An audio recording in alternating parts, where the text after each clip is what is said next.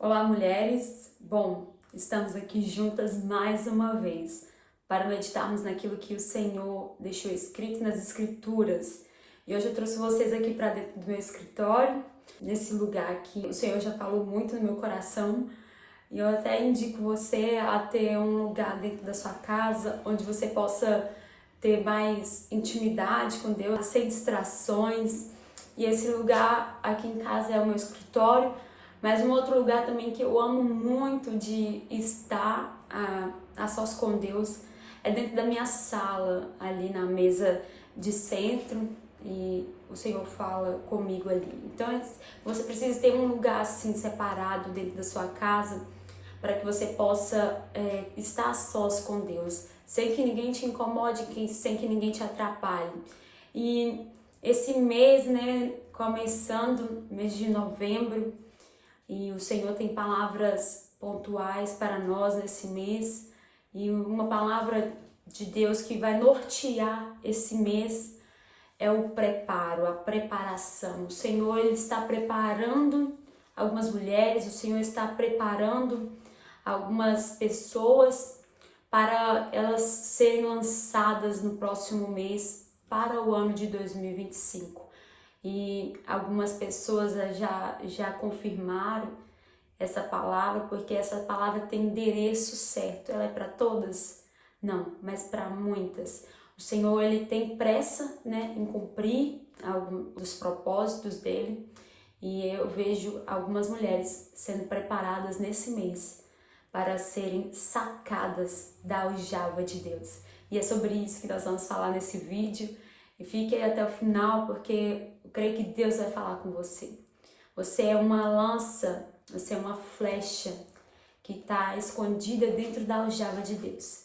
Mas vai chegar um momento que Deus vai sacar essa lança, essa flecha, e ela tem alvo, e ela tem propósito, e ela será lançada em direção ao propósito.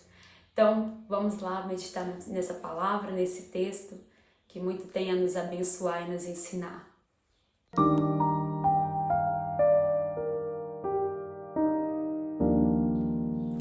Antes de começarmos, eu quero me apresentar. Meu nome é Maria, eu sou pastora aqui da igreja local e o meu prazer e o meu propósito é falar da palavra de Deus. E não tem nada mais gostoso do que você cumprir exatamente aquilo que Deus te chamou para cumprir, para fazer. Mas quero já te convidar para abrir a sua Bíblia aí em Isaías 49, versículo 2 e 3. Está escrito assim: Ele tem feito da minha boca como uma espada afiada. Na sombra da sua mão ele tem me escondido e feito de mim uma lança polida. Em sua aljava ele tem me escondido e disse-me: Tu és o meu servo, ó Israel, em quem eu serei glorificado. Esse texto é muito lindo e me chamou muita atenção. Quando eu parei para ler e meditar nisso, eu sabia que o Senhor tinha algo para falar. E eu fiquei com esse versículo na minha cabeça, sabe? Quando o versículo fica agarrado na cabeça, você pode sentar e debruçar sobre esse versículo, porque Deus vai falar muito através dele. E aconteceu isso, eu li esse versículo e fiquei pensando. Aí tirei um dia para me debruçar em cima desse versículo e deixar o Espírito Santo ministrar. E o que é que eu aprendo? O que é que eu aprendo com esses versículos aqui de Isaías? É que nós estamos escondidos dentro da aljava de Deus. E eu amo falar sobre isso, desse esconderijo, desse lugar secreto que Deus nos leva, porque por muito tempo eu estive dentro desse lugar, um lugar até mesmo muito solitário, onde você vai passar por muitas coisas sem que ninguém saiba, onde você vai passar por muitas coisas sozinho. Então, esse tempo ele é muito necessário, esse tempo de estar escondido em Deus é muito necessário. E esse lugar não é um lugar estático, esse lugar, na verdade, é um lugar onde acontecem muitas coisas. Deus manifesta e move muito neste lugar.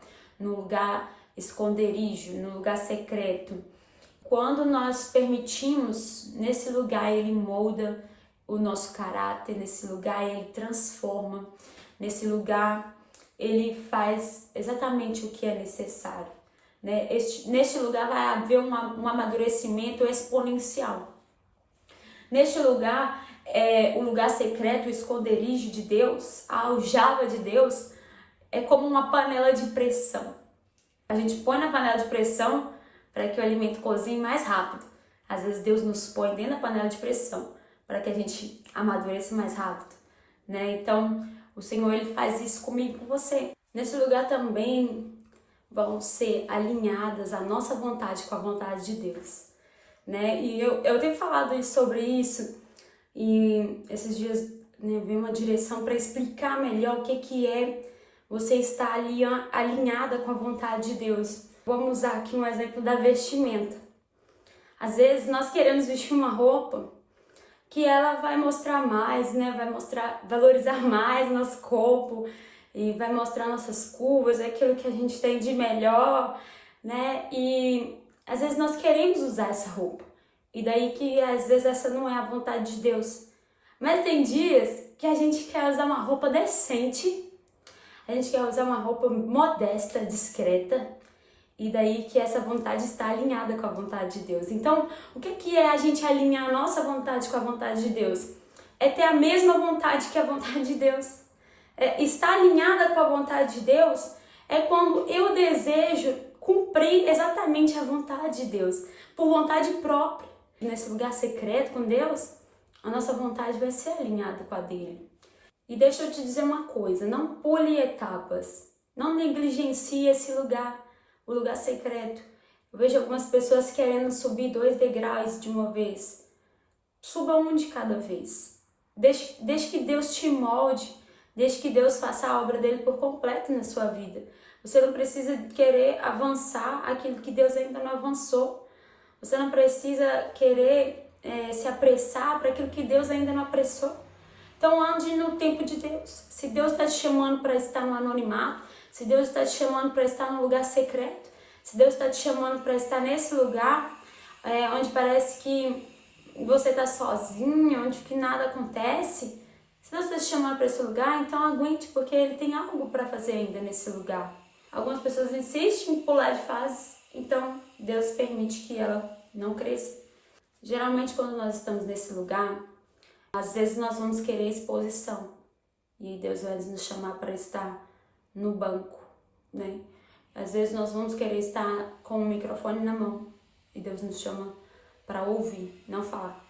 Então, esse lugar é um lugar onde Deus molda e sonda os nossos corações, as nossas intenções, as nossas motivações, para que a gente esteja preparadas. Nesse lugar o Senhor vai te preparar. Nesse lugar, o Senhor vai te alinhar para que no momento certo Ele te tire desse lugar e você esteja pronta como uma flecha para alcançar o seu alvo. É muito triste que pessoas que pulam essas etapas, elas vão até certo ponto e daí quando elas chegam em um lugar de exposição, onde elas têm uma influência, elas acabam quebrando. Elas acabam tendo que ser reparadas, porque elas não foram preparadas. Então, é melhor você se preparar do que depois você ter que reparar. Então, cuidado com isso. Se o Senhor está te preparando, aceite o preparo de Deus. Aceite a admoestação de Deus, porque isso vai fazer com que você cumpra propósitos, tá certo? Daí, o esconderijo, ele tem hora para acabar, né? O esconderijo não é para sempre. O esconderijo de Deus, ele tem hora e data para acabar. O texto que a gente leu diz assim que Deus fez da boca de Isaías uma espada e fez dele uma lança polida. Sabe o que é isso? É alguém que foi preparado.